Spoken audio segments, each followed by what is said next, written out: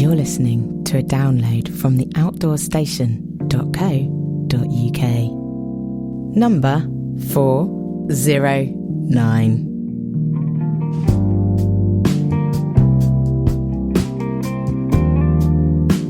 Hello and welcome back once again to the Outdoors Station. In this podcast, I'm out on the local Malvern Hills, discussing with my guest the topic close to the hearts of many who listen to this podcast, wild camping. Although it is technically illegal in most of the UK, this pastime, when approached with respect for the environment and local surroundings, can lead to great experiences and personal rewards. As you'll hear, the topic is wide-ranging and has many aspects to discuss.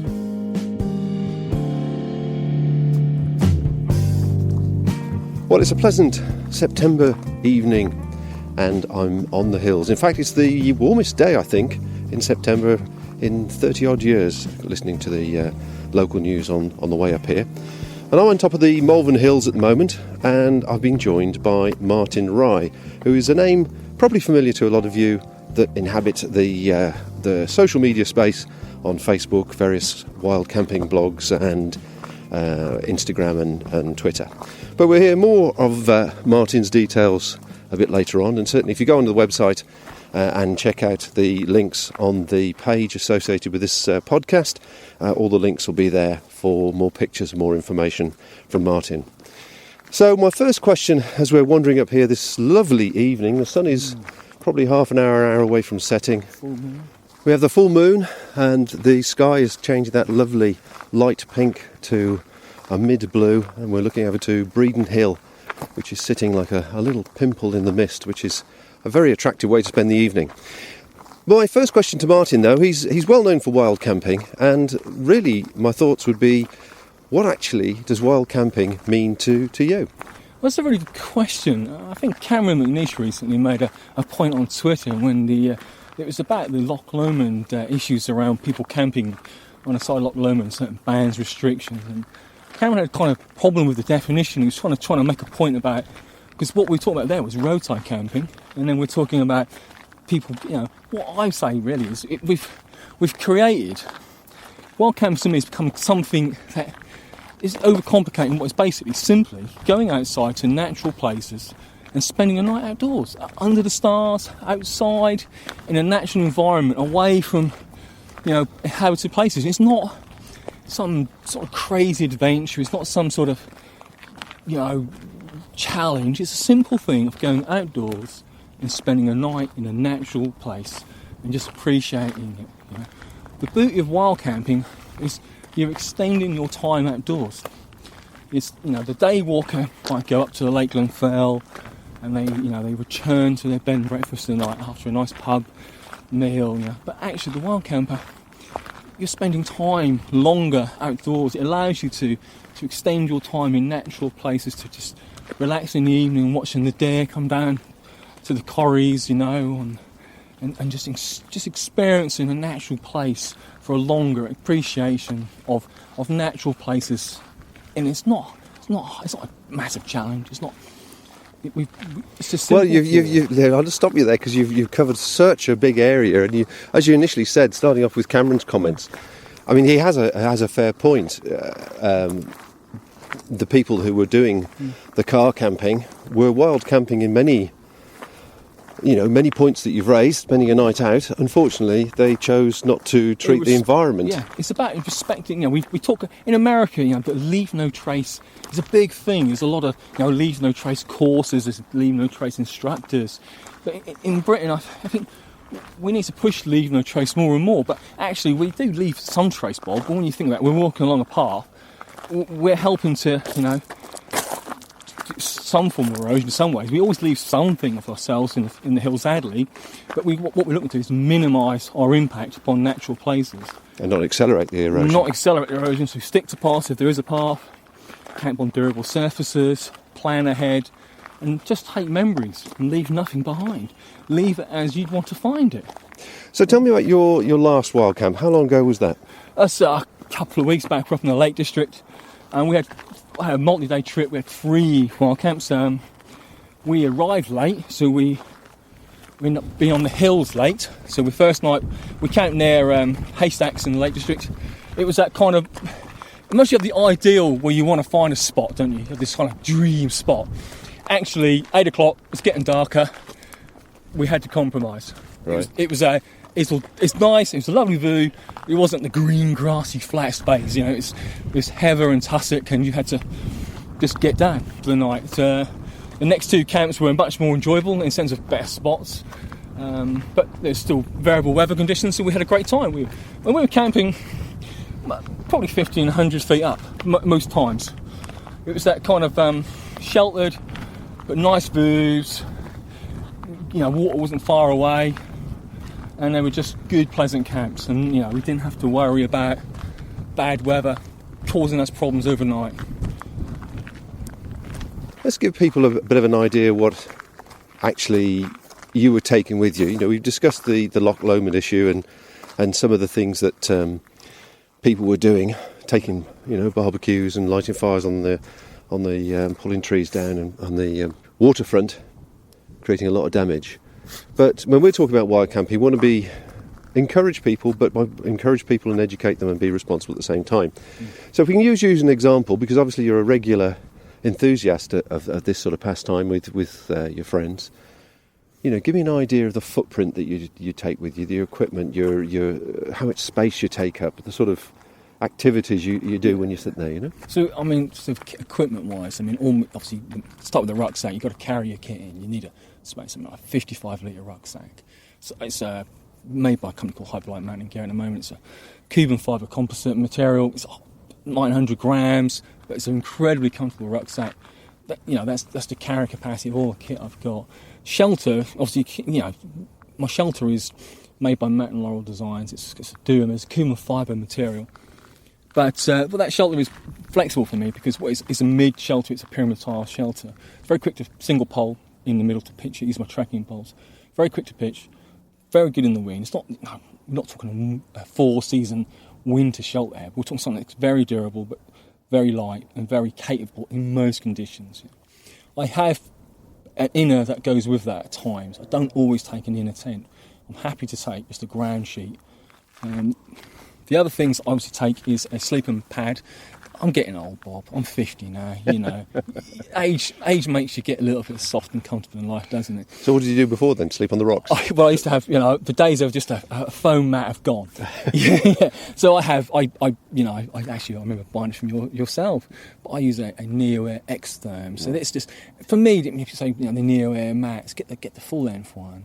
You know, and get the X-Therm, 60 grams more than the normal 3-season one, but it's a lot warmer. It insulates you from the ground cold. It's the mat to get, trust me, just get an X-Therm.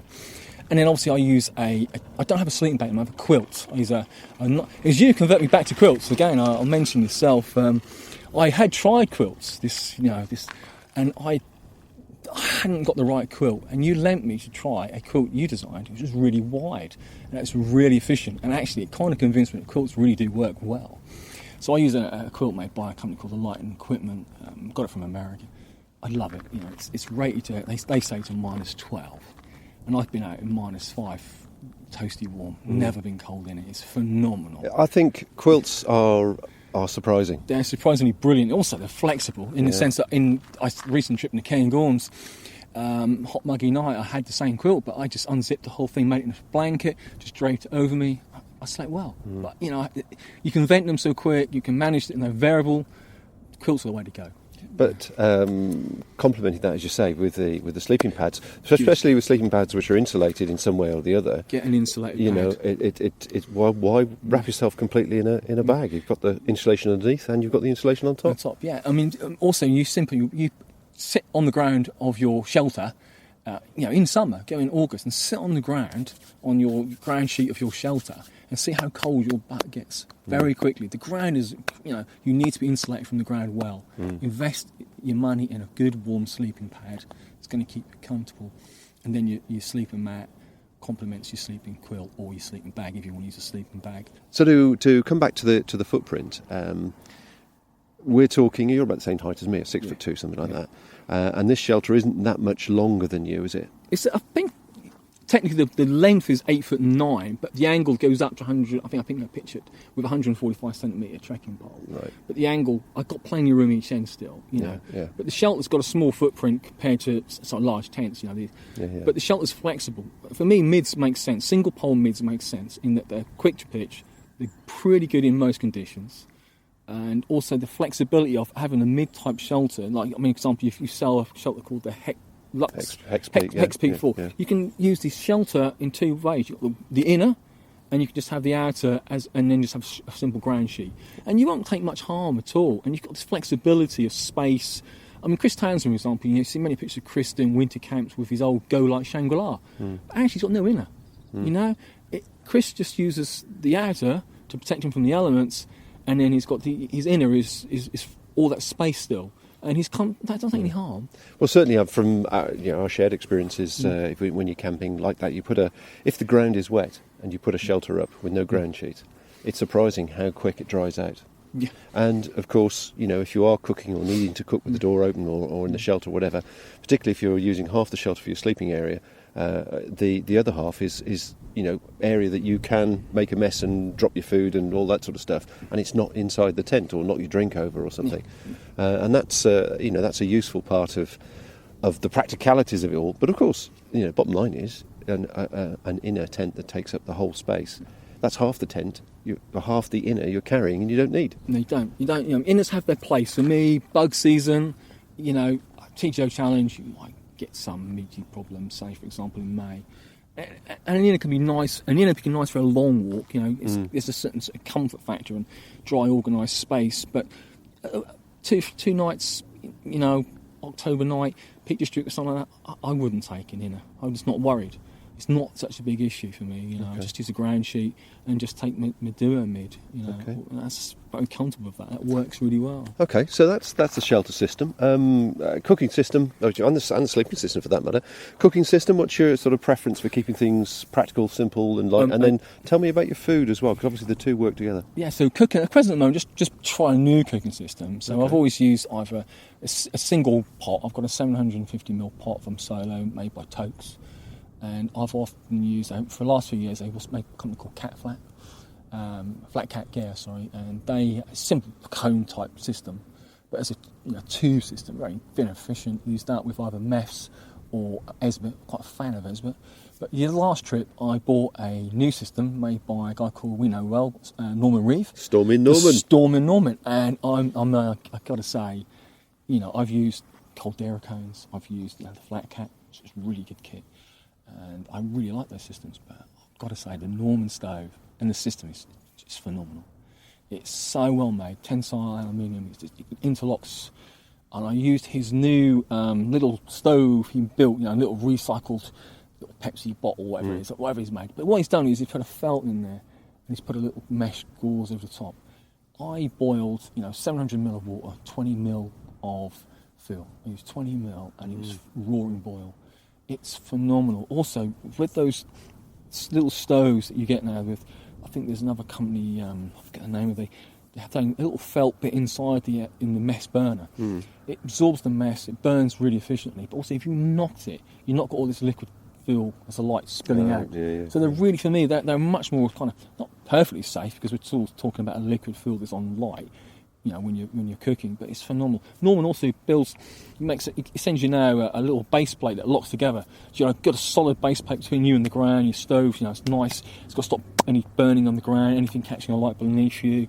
It's it's honestly, and the cost sent to me was £22. I know, I mean, Norman's actually sent me some stuff as well, and I totally agree with you. It's beautifully made. It's no wonder everybody's talking about it in all the different blogs, all about the net. And quite rightly so. But it's the cost, really. I mean, it's so affordable. It's you've got to have one to try it. Yeah, I mean, honestly, like I say, I've used all the different big so-called, brand, Caldera. His kit is well made and equal to them in every aspect. Yeah, definitely. And it's so affordable. And so that, cheap. I mean, Tokes pots, are particularly for a titanium pot, are quite an affordable titanium pot. But even more affordable is, go to Alkit. They do a 900ml pot. Very, very affordable pot. You can buy yourself a nice titanium. That'll last you decades, and go £22 off Norman. You've got yourself a phenomenal lightweight cooking system. The Outdoor Station is your one-stop shop for audio and video entertainment for the self-powered traveller. You can find us online, on internet radio, on smartphones, on smart TVs, on YouTube, on Apple TV, on Now TV and on Facebook. You can also stream us live via the iTunes app or TuneIn radio app. The list is continually expanding, and for full details of how to subscribe, download or stream and enjoy our massive free library, please visit theoutdoorstation.co.uk.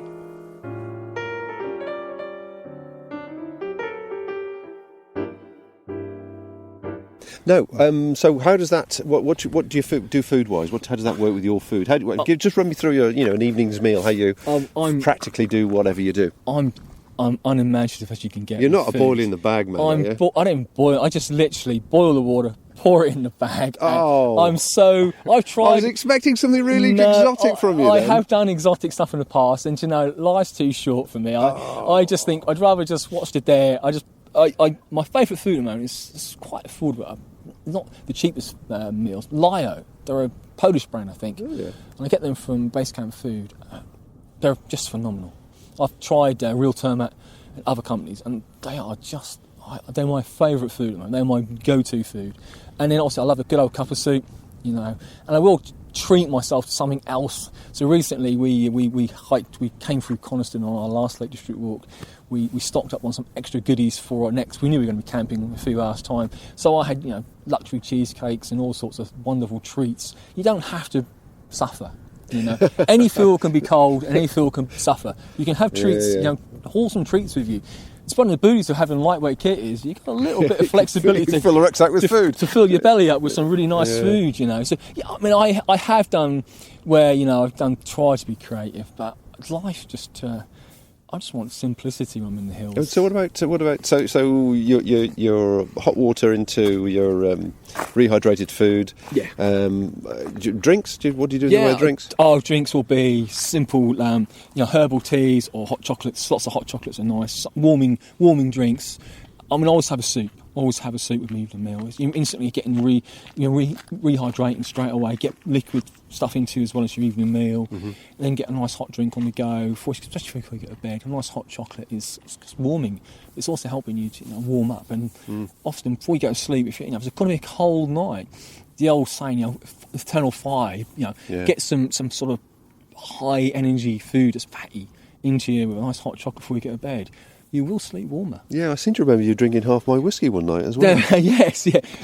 Purely medicinal, of course. Yeah, well, anything that's free, it's like, wait, obviously it belongs to somebody else. Some of my friends at the Lake District, their latest thing is ginger wine. That's the in thing at the moment. Oh, is it? Ginger right. wine, yeah, because it's nice glass of ginger wine. Here's a tip for you. If you mix equal ginger wine with brandy, it makes a really, really nice evening drink. I might have to try that. That's an old favourite of mine from years ago. I do need to get a new flask off you. I lost my flask. I need empty or full? I don't know. I just haven't lost what's gone. I need a new flask. In wild camping, it's not about suffering. Enjoy your time outdoors. Just enjoy it. It's not a... we hear stories people say, they sat on the summit all night and the wind was terrible and they're holding their scent or pole peg, centre peg, coming out and they're holding the pole to keep the shelter up night. I think, what are you doing? You don't need to be there. Enjoy it. Go out and I think there is if you go with people that haven't done it before or are just nervous about doing it, which is always a good way to start. Always go with somebody experienced because they'll hold your hand and take you through the first things that you're apprehensive about. A lot of people, apart from, I think the first thing they get concerned about obviously is security. It's an interesting point. It's just like, I've got to be zipped into my tent, I'm safe. And then do I leave my tent and go for a walk up that little peak, or will I come back and find it trashed? I'm thinking, well, it's highly unlikely, really. Yeah. And the other thing that tends to make people the next level of insecurity is if you're sleeping under the stars and there is just a shelter, just a tarp over you, or nothing. That is the most magnificent night's sleep you're ever going to get. But for a lot of people, it's scary. It's scary, but to be honest, when I was a young man, I got introduced to the outdoors by one of the Army Cadets. And so we were taught by our instructors to just not fear the night and not fear being outdoors. We used to sleep under the stars. used to build silly little shelters or have a little poncho and used to lash them together. And we were brought up, by the instructors not to fear being outdoors. It's nothing to be scared of. But we were talking about earlier on how the whole... that's your childhood. My childhood's very, very similar. This day and age, there's, the great outdoors is associated with potential danger and health and safety and whatever else. So, we now have the magazines or the media generally talking about micro-adventures and people condensing the whole experience down to a few hours to get up there and do whatever. But is this now the equivalent of those days of the Army Cadets, the CCF? Is this what people do now? What youngsters do? They just want to go out quickly for 12 hours. And that's their introduction to the outdoors. And is it the same? Do they get the same value from it? That's a very good question. I mean, the micro-invention sort of synonymous with I think Alistair Humphreys. He kind of pushed this as it's a great way of people taking time out from busy life schedules to just grab a moment outdoors, spend their night outside. I think he was promoting something really powerful there, something very just connect with wild places. Going outdoors is something which should just be part of our life. It's not something we go to get away from life. Going outdoors should just be part of your life. Enjoy the outdoors as part of your life journey. It's a beautiful thing to just be part of. And so, I think also we live in a very instant society, don't we now? Very, connect. I want an answer. I go on my phone, go on Google. And I think maybe people just want that instant gratification, that quick thing now, more than that long experience of a long walk, 2 weeks across Scotland. Not many people do something like that, do they? Well, the 2 weeks across Scotland is a unique situation in the sense that if you're working, you've got a family, that's your holiday gone. Yeah. And that's a big hole in the family holiday, which is obviously not going to appeal to a lot of people or not people with families. So that's why probably the age group of the people that tend to do it tend to be the more mature end, or they're self-employed and they have the flexibility.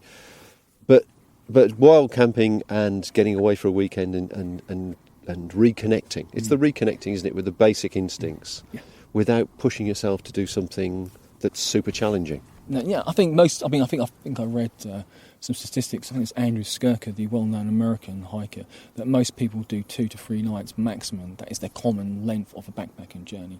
On weekends or a long weekend, obviously bank holidays. And I think, there's a joy in reconnecting. There's a joy getting out there.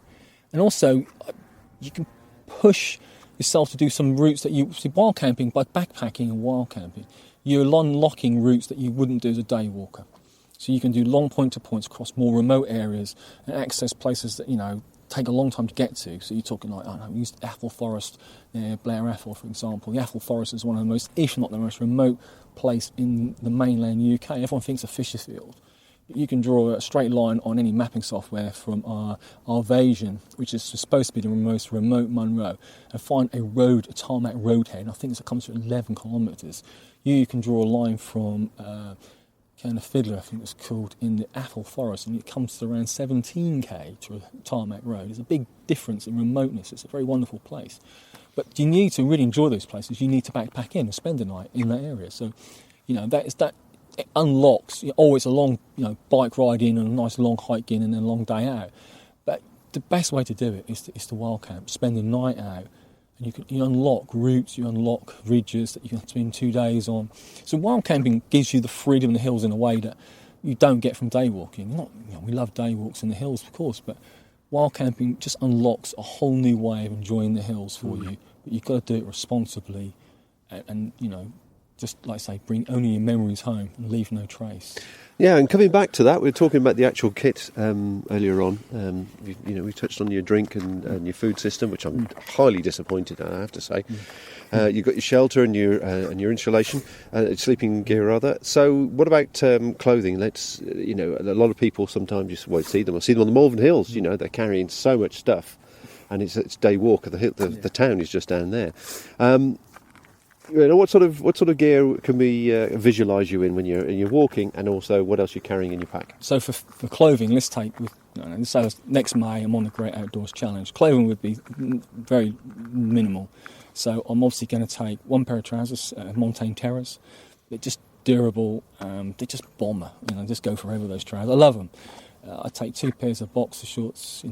Underwear, just 2 pairs of socks. That's it for 2 weeks. I would take 1 t-shirt, base layer. I'd use something like a Rad Miko 120 for hot weather and most situations with a wind shirt, and I'll take a icebreaker hoodie, icebreaker 200 hoodie for more colder days, long sleeve, and I'll take that, and my other layer would simply be at the moment would be a Rab Vaporlight vest, which just gives me another core insulation. Mm-hmm. And then all I would take for camp on top of that would be a lightweight insulating jacket. So I'll get to camp, I've always got one spare dry layer, either my Miko 120 or my icebreaker base layer. I've got a warm insulating layer, base layer, and then I've got my insulating jacket for camp. And also, but my majority of my insulation is my quilt. Okay. People invest massive amounts of insulating layers for camp, but actually the best insulating layer you can have is your quilt or your sleeping bag. If you're cold, get in it, warm up, use it. There's a great photograph online with Glenn Van Persky, the ultralight guy from California. He's got his sleeping bag wrapped around him, and then he's got his waterproof and a dry night over the top. He's used his sleeping bag as his insulation for camp, and at night time he just gets in and goes to sleep. He's minimalising what he needs. He's making all his kit work for him. He doesn't take a huge, great, winter jacket with him. Right. They're great for winter, obviously, but I don't take a lot of clothing. So what about footwear then? Just the shoes that you wear, and that's it? That's it. Yeah. Yeah. I mean, What footwear do you use? Well, at the moment, on my feet, at the moment, I've got a new pair of the sportive. Sportivas? Yeah, the Sportiva, the Wildcat. Is it the Raptor, is it? No, they're the Wildcats. My last trip, I've been using Mindel shoes. Mindel pair of Mindel trail shoes. I've used boots, I think, twice in the last big walk we did was 2007 with boots. Yeah. Yeah. I can't wear them anymore. Are they? Have they got waterproof liners? No, these are unlined. Were the Mindels lined? The Mindels were lined, actually. How did you manage them with the wet, the river crossings and stuff? I just took them off, and I actually in the summer walk I had a pair of sandals as well, just for the summer trip. I would not normally take them on a long walk. Right. I would just use a big walk like the Challenge or anything. I would just take unlined trail shoes, and that would be it. I will. So what about we talk about the just in case pile list as we walked up here. And that's where people make big mistakes. I could probably put my hands up because I take lots of stuff and extra technical things, which I may not need, but I prefer to have.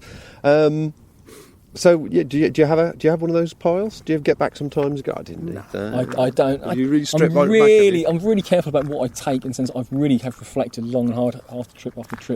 What do I need? I've got a first aid kit. It has a few bandages and stuff to patch me up if I needed it. I have a small repair kit. I think, I've learnt over the years a bit of duct tape and some repair patches and a bit of thread and needle go a long way. And that's about my contingencies. I don't have, like I say, I've always got a spare warm, dry layer in my bag, in a waterproof liner. Always keep something. So if I fall on the river, it's freezing weather, starting to sleet with snow, I can get my shelter up, I can get my wet kit off, I can get a dry base layer on, a dry insulating top on, and get in my quilt, and be warm. Right. So I've always got, that's my contingencies. I make sure my kit is dry, no matter what. They're in waterproof stuff sacks inside my rucksack, and I make sure they stay dry. And I look after those things, devotedly, because they are my insulation when it goes wrong. Well, I've certainly seen your camp a few times set up, and I can't think of anything else to ask you because I can't remember seeing anything else in there. So what are your thoughts on? I know you use the walking poles to keep the shelter up. What are your thoughts on walking poles, and what would you advise people to consider about walking poles? Because there's a lot of for and against. It's very much a Marmite thing. I've been a convert to walking poles since I was 30. I'm now 50. Okay, so I've been using them for a long time.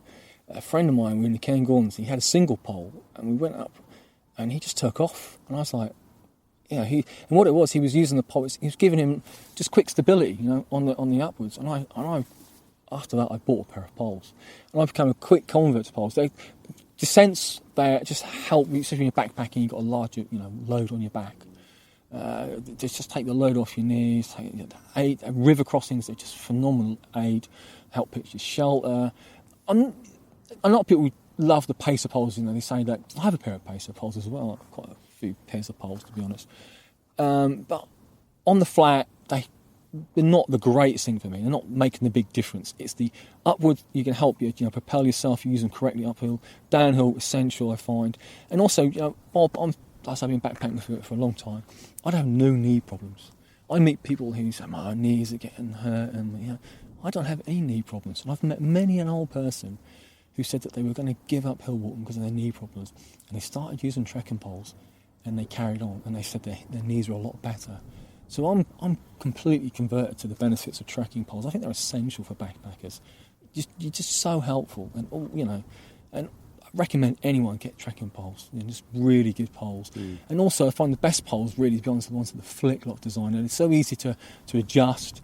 And also, my trekking poles have where the handles are, they've got like a foam extension down the shaft. And that means when instead of when you're uphill steep section, you can just lower your hands, still have a good grip on the pole, adjust the height of the pole that you need for the steepness of the terrain, and just quickly manoeuvre yourself into a position that you need to. But there are times when you need to put your poles away, where a lot of people, I see them on rocky, scrambly descents, you see them faffing around with the poles, when actually there's a time when you need to stop, put your poles away, and make sure you're using your hands and feet and descending safely. So sometimes you see people put themselves in some pretty daft situations. When you sign up for the Outdoor Station newsletter, you have the option to give us feedback on our shows. You also have the opportunity to suggest people of interest you would like to hear more about. You can also suggest UK campsites which you feel may be unique, and cottage manufacturers who would appreciate a little exposure to a wider audience. The Outdoor Station.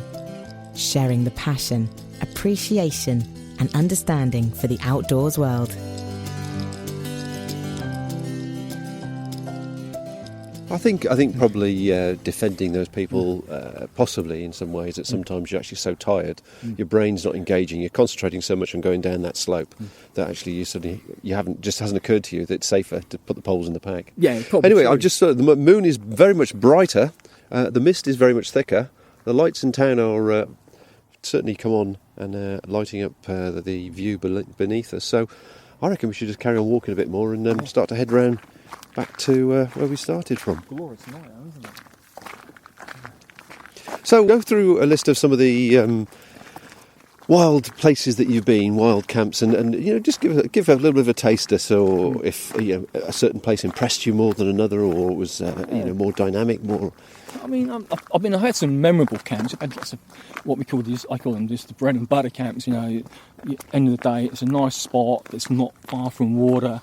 It's nice food. I call them the bread and butter camps. They're safe. When I'm looking for a camp spot, I'm looking for something that's flat, dry. I'm looking for shelter in my location as well. I try to, anticipate the weather. And the weather forecast is good out. I know it's going to be good. I will seek to go up high. And I've camped I've had some memorable camps. I mean, the Fannick Ridge, up in the far northwest of Scotland. I camped one night up on the Fannicks.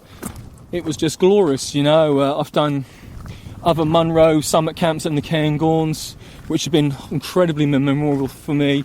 One of my best wild camps ever was up on Great Bourne, up near Buttermere in the Lake District. It was just the most amazing night. I camped near the summit. I carried water up with me. The most glorious sunset, and the stars were out. And I walked up to the summit trig point, and I just stood there, just admiring the Lake District, completely gloriously lit up by the moonlight, and the stars are out, and it was just magic.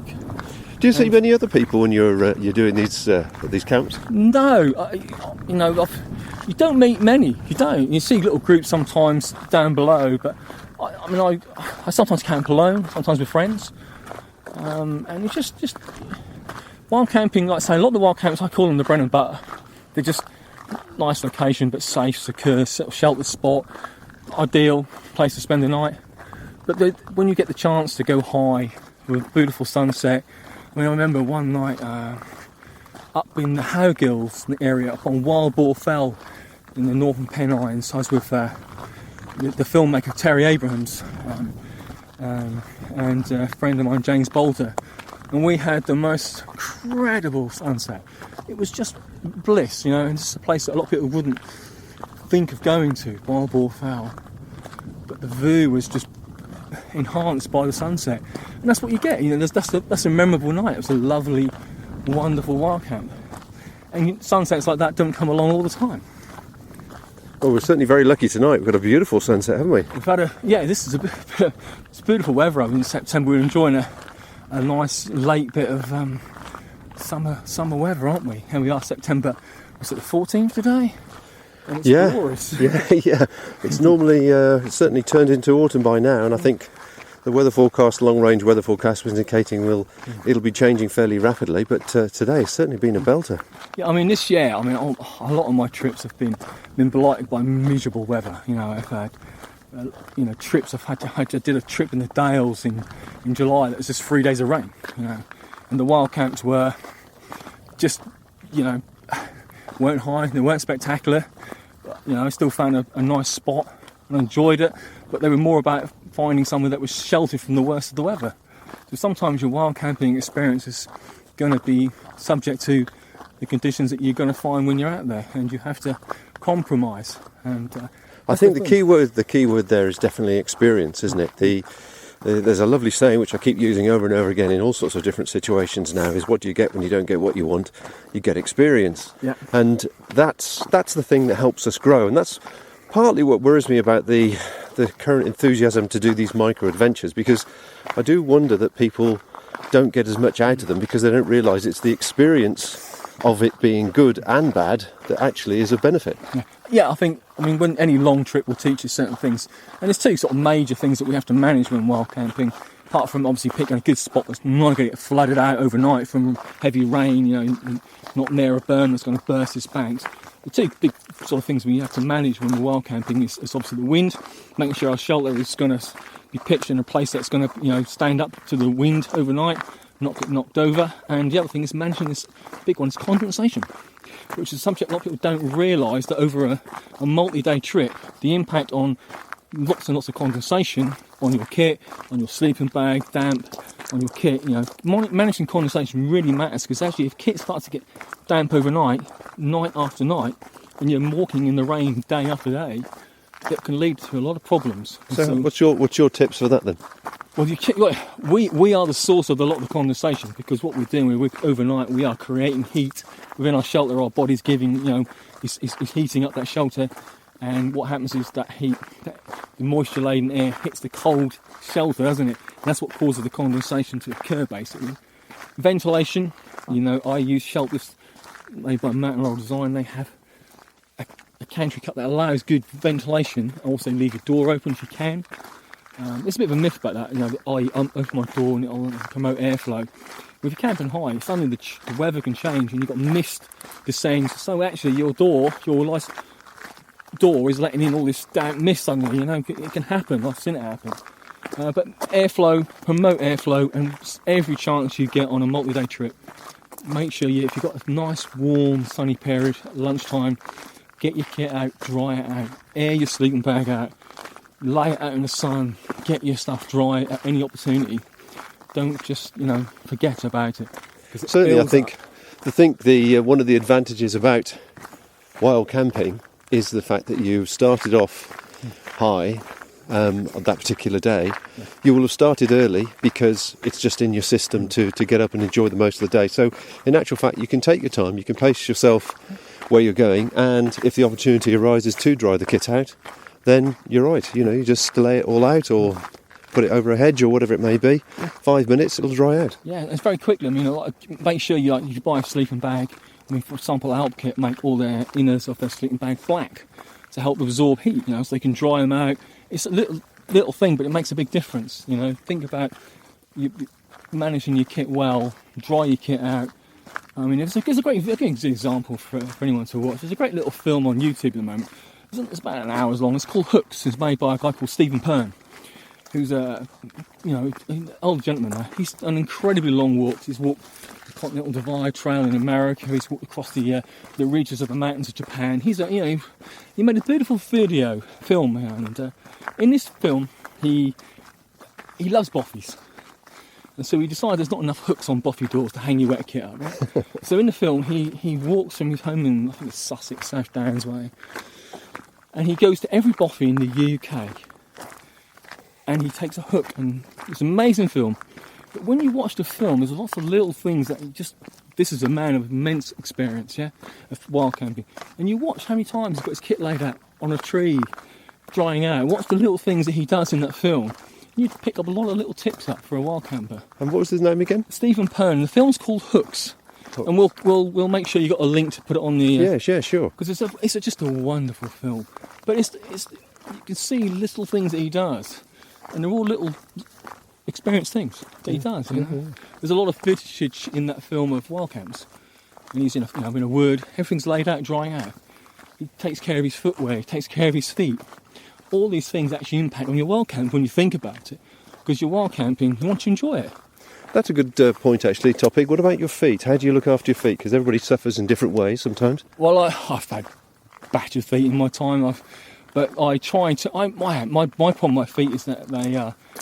My friend Andy, he says that I've got dinosaur feet. My little toes curling like little dinosaur claws, you know. So I no matter what I do, I will have those little toes will rub. So I tape them up. I'll use micropore tape and make sure I prevent issues before they happen. You know, prevention is always better than a cure. But I make sure that I use 5 thin socks that dry quick. So I'm using unlined trail shoes. I will make sure that I will wash my footbeds out. A classic mistake people make. Yeah, every night. It's river crossings. Yeah. You'll get silt in your shoes and you don't wash them out. The silts and then in the shoe will rub. You'll get blisters. Your socks will get holes in them quicker. So just wash your footbeds out, wash your shoes out, wash your socks out. Take care. Use some of that. What's that lovely stuff that you... The Gerwool foot cream. Well, actually, it works. It doesn't half. Yeah. I've got a tip for you, actually. Yeah. Rose suffered a similar way with her toes, with the rubbing between the toes. Have you ever considered 5 fingers, the toe socks? I have tried them, Bob. And how'd you get on? Well, I'll tell you what happened. I used them for... I'm just trying to work this out. Right, so it was the 2014 TJ Challenge. We started, obviously, at Mallaig, kicked off at 3 o'clock in the afternoon into Inverie over the Knoydart Munros, and I threw away my 5-finger socks, both pairs, in a bin. I think we binned them. Where did we bin them? I think Newtonmore way. Really? They fell apart. No, yeah, they just from the sheer, they just weren't durable enough for the conditions that we were hitting, in the wet conditions through day 3 onwards in Knoydart. And just over the Monolith way. Well, all I'd say is look around. I'm not too sure whether she's still using 5 fingers, the brand, or other variations, but she absolutely swears by them now and won't use anything else. So it's worth considering. I shall revisit having a look at them. But yeah, the ones I did use didn't last very long. But I mean, I use Tico socks at the moment. I really like them. A friend of mine, he uses these darn tough socks. He says they're indestructible, and he does a lot of hiking. He lives in New England and the USA. He does a lot of hiking in wet, variable conditions, and he says they are indestructible. So I might look them up. So. Right, well, we're almost back where we started from. It's been a fantastic evening's walking and conversation. We're still very, very lucky with the weather. It's a very mild evening. The moon is almost full, and it's exceedingly bright. So much so we can see the people ahead of us that are on the hills that aren't using torches. It's that bright. But Martin, thank you very much indeed for spending an evening out of your time and, talking about the passion, really, talking about wild camping and what it means to you and, why people should consider it. I think, just start off by just going on websites where people have, shared experience, a little bit of research. Classic place to start. Chris Townsend's backpacking book. He's I forget the full name of it. It just gives you wisdom of a man who's now in his late 60s. He's been backpacking all his life. Read some basic, instructions, and go do it. Don't give it a go.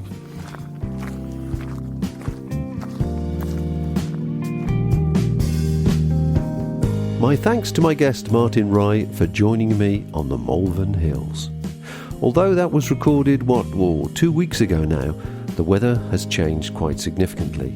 There's a definite chill to the air and the leaves are starting to turn rapidly. Autumn is upon us. In my next podcast, I talk to award-winning landscape and architectural photographer Quentin Lake, someone suggested for interview by George Griffin when he signed up for our newsletter on theoutdoorstation.co.uk. So if you have people you would like me to approach for interview, or interesting campsites around the UK, or even UK cottage manufacturers needing a little bit of exposure, you can do it right there. So until next time, I shall leave you with this final thought from St. Augustine. The world is a book, and those who do not travel read only a single page. Bye for now. Thank you for listening to this podcast.